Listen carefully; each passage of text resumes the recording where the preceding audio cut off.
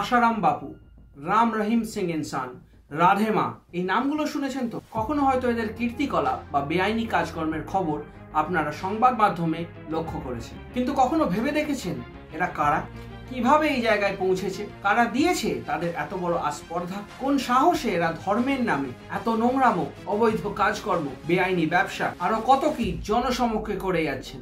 এর উৎস কি ভক্তি না অন্ধভক্তি? 1862 মহারাজা লাইবেল কেস ভারতবর্ষের ইতিহাসের একটা দৃষ্টান্ত হয়ে দাঁড়িয়ে রয়েছে।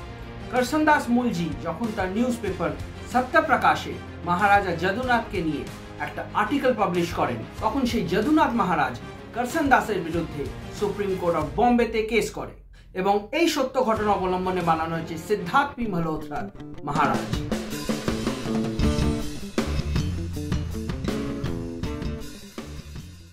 নমস্কার and welcome to thrash hour. আমি আপনাদের হোস্ট টম থ্রাশ, আর আজকে আমরা কথা বলবো মহারাজ নিয়ে।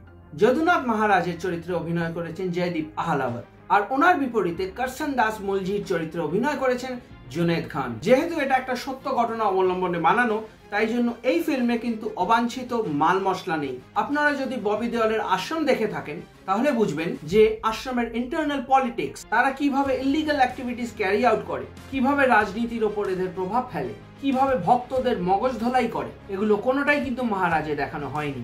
চরিত্রগুলো ফিল্মের আসপেক্ট থেকে অনেকটাই আন্ডার ডেভেলপ। প্রত্যেকটা ক্যারেক্টারের একটা করেই শেড রয়েছে এবং এটা অভিনেতার দক্ষতার অভাব নাকি চিত্রনাট্যের ফাঁক, এটা কিন্তু বলা মুশকিল। হ্যাঁ, আমি মানছি জুনেদ খান অনেকটা চেষ্টা করেছেন, কিন্তু ওনার body language, expression, dialogue delivery, গলার আওয়াজ, এগুলো কোনোটাই আপ টু দ্য মার্ক ছিল। ওনার মুখে সারাক্ষণই একটা হতভম্ব এক্সপ্রেশন। একটা সিন আছে যেখানে মহারাজের সাথে করসনদাসের কনফ্রন্টেশন হয়, সেই সিনটা পুরো ফ্ল্যাট হয়ে যায় বিকজ জুনেদ খানের ডায়লগ ডেলিভারি খুবই উইক। তবে হ্যাঁ, বাকি নেপোকিডসদের থেকে ওনার কিন্তু পটেনশিয়াল অনেক বেশি আছে। উনি যদি নিজের ফ্লজ এর উপর কাজ করেন তাহলে he can become a very good actor. By the way, আমার আশ্রমের রিভিউটা কি আপনারা দেখেছেন? যদি না দেখে থাকেন তাহলে আমি আই বাটনে লিঙ্কটা অ্যাটাচ করে দিচ্ছি, ডেফিনেটলি চেক আউট করবেন।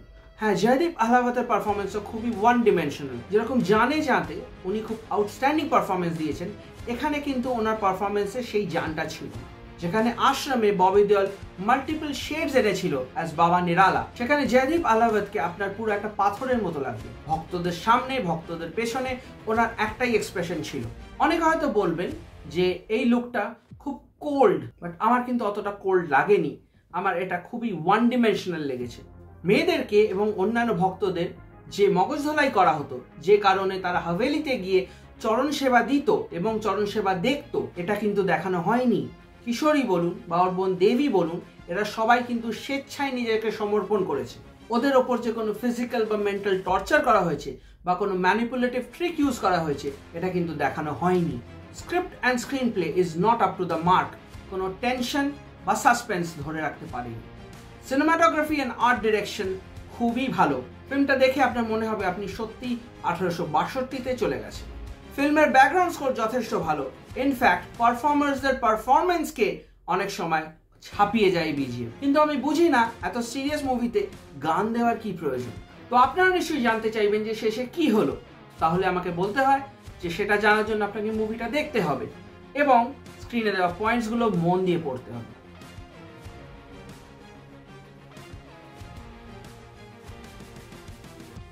ওভারঅল এটা ডেফিনেটলি একটা ওয়ান টাইম ওয়াচ মুভি, কিন্তু মিথ্যে বলবো না, আমি 2-3 বার অলরেডি দেখে নিয়েছি, আমার বেশ ভালো লেগেছে। এই ছিল আমার ভিউজ অন মহারাজ।